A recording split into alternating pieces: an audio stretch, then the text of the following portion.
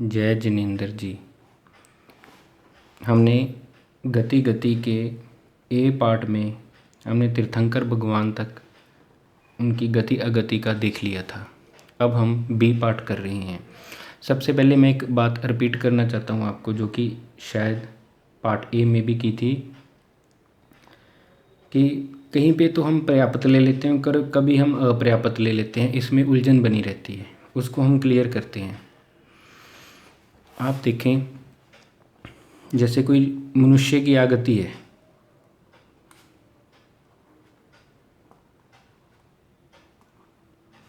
उसमें कोई नारकी जीव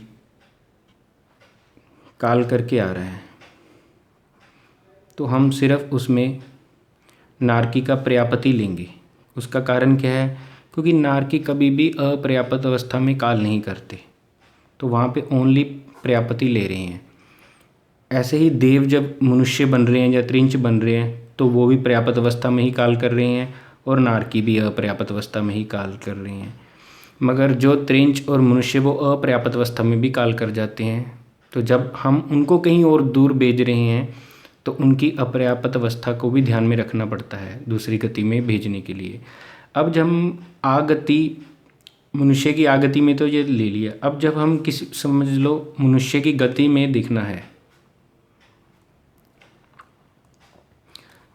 तब हम नारकी का अपर्याप्ता भी लेते हैं और देवों का अपर्याप्ता भी लेते हैं। उसका कारण यह है कि कोई भी मनुष्य या त्रिंच कोई काल करके नारकी देव बनेगा तो उससे पहले वो अपर्याप्त अवस्था में से होकर ही गुजरेगा।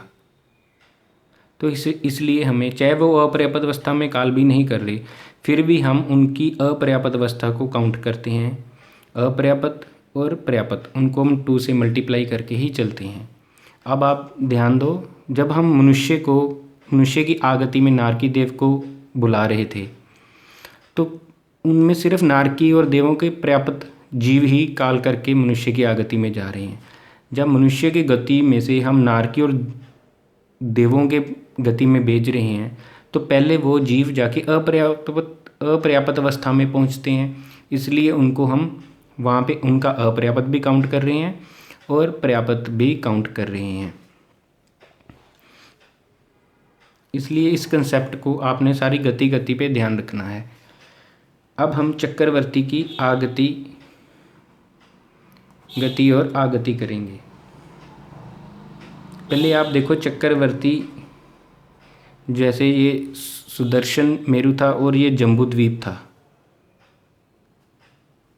तो यहाँ पे जो अपना भरत क्षेत्र था, जहाँ पे अरावत क्षेत्र था, तो यहाँ पे एक सेंटर में इसके भी एक वेताड़े पर्वत भी है, जो बिल्कुल इसको 2 पार्ट में डिवाइड कर रहा है। और यहाँ पे 2 नदियाँ जा रही हैं इस प्रकार लवन समुंदर में, गंगा नदी और सिंधु नदी, और ये 6 पार्ट बनते हैं। इस प्रकार ये 6 पार्ट हुए, तो हम इसी को ही 6 खंड बोलते हैं। तो ये चक्रवर्ती जो होता है वो 6 खंड का राजा होता है, और जो वासुदेव होते हैं वो 3 पार्ट के राजा, और जो चक्रवर्ती वो 6 खंड का राजा। और जो महाविदेह में होता है, वहाँ पे वो चक्रवर्ती एक विजय पे ही राज करता है। एक महाविदेह में 32 विजय होती हैं, 1 2 3 4 5 6 7 8, और 8 ही इस तरफ, 8 ही इस तरफ और 8 ही इस तरफ, ऐसे एक महाविदेह में 32 विजय होती हैं। तो वहाँ पे जो चक्रवर्ती है तो वो सिर्फ एक विजय पे ही राज करता है, क्योंकि एक विजय ही बहुत बड़ी होती है। भरत क्षेत्र के मुकाबले भी एक विजय ही बहुत बड़ी होती है। चलो, अब चक्रवर्ती की हम आगति देखते हैं। चक्रवर्ती की आगति है 82 की। वहाँ अगर हमने इजी से इसको निकालना है तो देखो 99 देव हैं, उसमें से 18 एकांत मिथ्या दृष्टि जो देव हैं वो कौन से हैं? 15 परमाधामी और 3 किलविषी। उनको माइनस करके 81 तो ये आ गया अपना, और एक फर्स्ट नरक, तो 82 की उसकी आगति है चक्रवर्ती की। ये कहने का मतलब, कोई जीव इन 81 देवलोकों से आकर चक्रवर्ती बन सकता है, और फर्स्ट नारकी से निकलकर कोई जीव चक्रवर्ती बन सकता है। तो अब देखो हम यहाँ पर फिर पर्याप्त अपर्याप्त नहीं कर रहे। क्यों नहीं कर रहे? क्योंकि ना तो कोई देवों का जीव अपर्याप्त अवस्था में काल करके इधर आएगा और ना ही कोई नारकी का। तो सिर्फ हम पर्याप्त अवस्था ही आगे ट्रांसफ़र कर रहे हैं अगले भव में। तो इसलिए यहाँ पे मल्टीप्लाई 2 को नहीं करना। तो ये सिर्फ यहाँ पे 82 ही होना है। तो ये सभी के सभी पर्याप्त जीव ही हैं। अब चक्रवर्ती की गति देखो। चक्रवर्ती की गति है 14 नरक की, पर ये बजना है, क्योंकि अगर चक्रवर्ती दीक्षा ले ले 14 नरक गति है। देखो 14 नरक की 7 नरक इंटू 2 पर्याप्त अपर्याप्त। यहाँ पे देखो हम वहाँ पे हम पर्याप्त अपर्याप्त नहीं कर रहे थे, यहाँ पर पर्याप्त और अपर्याप्त कर रहे हैं। क्योंकि पहले कोई भी जीव, कोई भी चक्रवर्ती काल करके नरक में जाएगा तो पहले वो अपर्याप्त अवस्था में से गुजर के ही पर्याप्त बनेगा। तो यहाँ पे हमें मल्टीप्लाई करना पड़ रहा है, पर यहाँ पे हम नहीं कर रहे, यहाँ पे कर रहे हैं।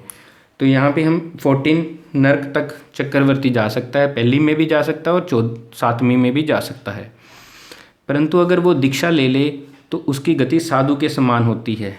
वो देवलोकों में भी जा सकता है, 35 देवलोक, 26 1 to 26 और प्लस 9 लोकांतिक 35 इंटू 2 पर्याप्त और अपर्याप्त 70 देवलोकों में भी जा सकता है और मोक्ष भी जा सकता है।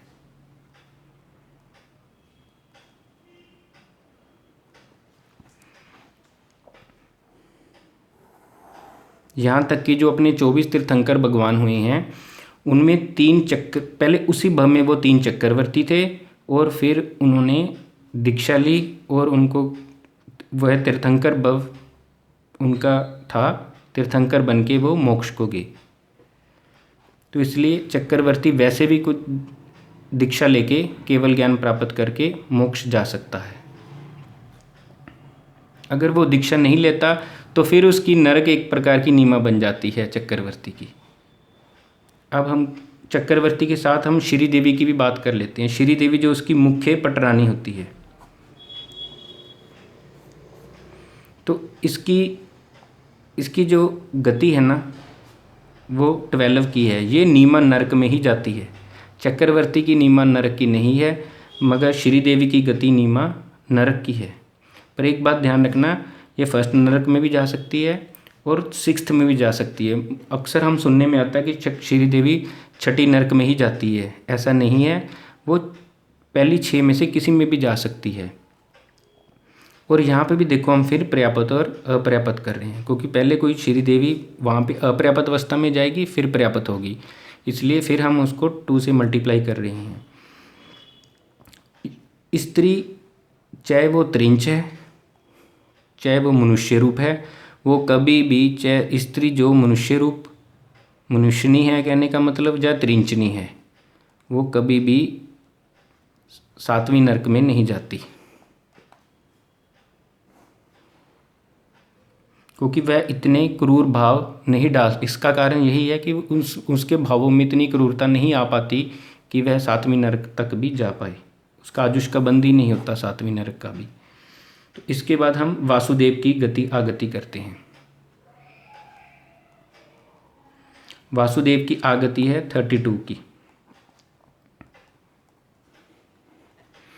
उसमें देखो जो 21 देवलोक 1 to 21 और प्लस 9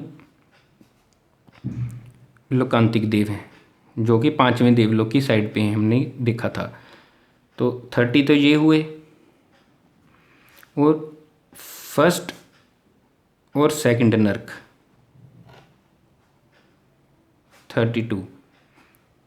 अब आप खुद सोचो कि इसका मैं पर्याप्त और अपर्याप्त करूं या ना करूं, क्योंकि हमने वासुदेव को वहाँ से कोई जीव बुला रहे हैं वासुदेव के बम में, तो वहाँ से वो चाहे वो नारकीय जो देव है पर्याप्त होकर ही काल करके वासुदेव बनेगा। तो यहाँ पे हमने पर्याप्त अपर्याप्त नहीं करना, सिर्फ पर्याप्त अवस्था ही लेनी है। तो उसकी 32 हुई। ये पर्याप्त और अपर्याप्त का कंसेप्ट थोड़ा माइंड में क्लियर करके ही चलें तो बहुत इजी रहता है। आगति देव, फिर वासुदेव की गति। वासुदेव की गति 14 की है।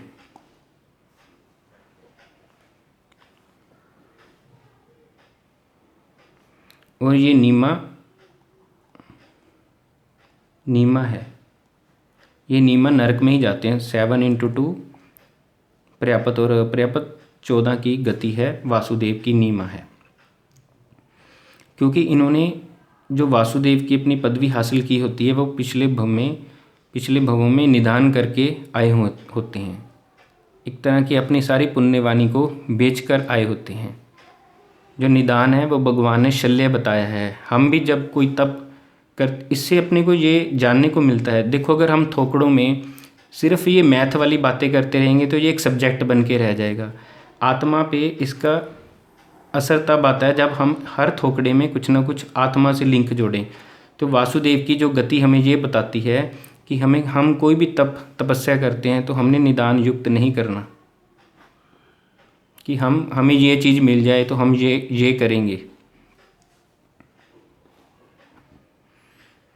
जहाँ हमें जो भी मैं तप कर चुका हूँ उसका फल मुझे ये मिल जाए, हमने ये चीज़ नहीं करनी, तो उसको निदान बोलते हैं। उसका असर देखो कि वासुदेव नीमा नरक में ही जा रहे हैं, अपनी सारी पुण्यवाणी खो चुके हैं। और फिर इसके बाद आती है बलदेव की आगति है 83 की। देखो, जो चक्रवर्ती की आगति थी ना उस 82 की, प्लस उसमें एक और नरक बढ़ानी है। चक्रवर्ती तो सिर्फ फर्स्ट नरक से ही आके बन सकता है, पर वासुदेव सेकंड नरक से भी आके बन सकता है। तो यहाँ पे 83 की हुई। और बलदेव की गति साधु की तरह है। ये नीमा दीक्षा लेते हैं और इनका 26 1 to 26 देवलोक, 9 लोकांतिक। अब इनका फिर हम पर्याप्त और अपर्याप्त करेंगे 70। और ये मोक्ष का भी इनके पास रास्ता खुला है और ये मोक्ष भी जा सकते हैं, देवलोक भी जा सकते हैं और मोक्ष भी जा सकते हैं। अब हम करते हैं केवली भगवान की आगति। देखो, केवली भगवान की आगति का मतलब क्या है, थोड़ा सा ये ध्यान रखो कि पिछले भव में वो जीव क्या था जिसको इस भव में केवल ज्ञान हो गया। केवली भगवान की आगति 108 की है। पहले 4 नरक, इनका देखो, अब पहले 4 नरक का हम क्या लेंगे, पर्याप्त। और 15 कर्म भूमि के मनुष्य, 15 कर्म भूमि के मनुष्य, इनका भी पर्याप्त, P4 पर्याप्त ले रहा हूँ जल्दी लिखने के कारण। और 5 इंद्रिय सन्नित्रिंच, जिनके पास मन है और वो पर्याप्त अवस्था में काल कर जाए और अगले भव में वो केवल ज्ञान को हासिल कर सकती है। फॉर एग्जाम्पल, जो हमारे घर में छिपकली है, चाहे कोई भी पंचेंद्रिय सन्नी जीव है, एग्जाम्पल हम छिपकली की ले रहे हैं। देखो, वो सन्नी है और अगले भव में उसको मनुष्य भव मिल सकता है और वो केवल ज्ञान भी प्राप्त कर सकती है। हम भी जहाँ पे अगले भव में ये पहले 15 कर्म भूमि के मनुष्य है, जो इसका मतलब है कि वो केवली भगवान पिछले भव में मनुष्य के भव में थे, कर्म भूमि के मनुष्य के भव में थे, और उनको फिर अगला भव मनुष्य का मिला और केवल ज्ञान प्राप्त हुआ। 15 कर्म भूमि के मनुष्य। एक कंसेप्ट आप और ध्यान रखना, आगे भी काम आएगा, कि कोई भी मनुष्य और त्रिंच, ये आपको अलग से लिख देता हूँ, कोई भी मनुष्य और त्रिंच अगर मनुष्य का आयुष बंद करते हैं, अगर मनुष्य और त्रिंच का आयुष बंद करते हैं, वो नीमा मिथ्या दृष्टि में ही करते हैं। जैसे यहाँ पे अब एग्जाम्पल लेते हैं, मिथ्या दृष्टि में ही करते हैं। हम एक एग्जाम्पल लेते हैं कि यहाँ पे कोई आपकी गली में कोई भी मनुष्य है, तो मिथ्या दृष्टि है, तो वो मनुष्य का आयुष का बंद कर सकता है और अगले भव में उसको केवल ज्ञान की प्राप्ति हो सकती है। ये 15 कर्म भूमि के मनुष्य का मतलब ये है। और पंचेंद्रिय सन्नी त्रिंच का मतलब ये है कि इस भव में कोई भी सन्नी त्रिंच है वो अगले भव में जाके केवल ज्ञानी बन सकती है मनुष्य का भव प्राप्त करके। इसी प्रकार 3 है पृथ्वी काय के जीव, इनका पर्याप्ता लेना है, वो भी बादर का लेना है। देखो पृथ्वी के 4 भेद किए थे हमने 563 में, तो उसमें हमने पृथ्वी काय का बादर का पर्याप्ता लेना है। इसी प्रकार अपकाय का बादर पर्याप्ता, और वनस्पति काय के हमने 6 भेद लिए थे, तो उसमें से हम लेते हैं वनस्पति काय का प्रत्येक का पर्याप्त।